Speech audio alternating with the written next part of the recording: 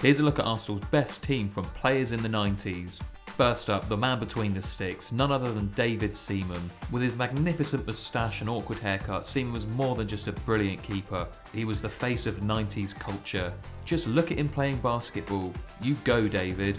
Now for the fullbacks.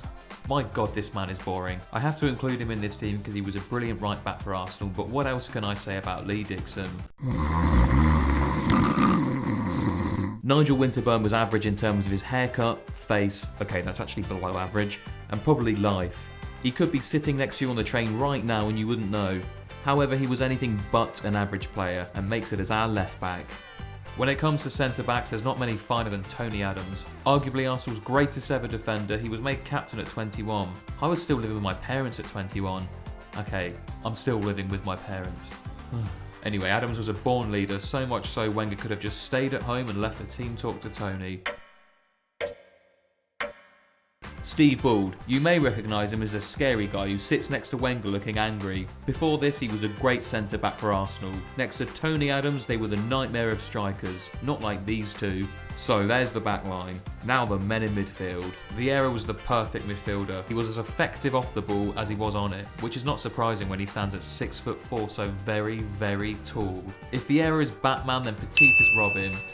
That sounded better in my head. Anyway, Emmanuel Petit looked a bit like Thor, and he played a bit like him too. Strong, powerful and athletic with long blonde hair.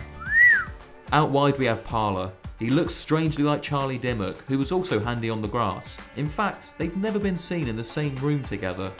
Anyway, Parler was an underrated player whose work ethic and enthusiasm won the hearts of Arsenal fans everywhere.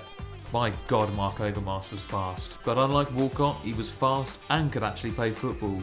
Sorry, Theo.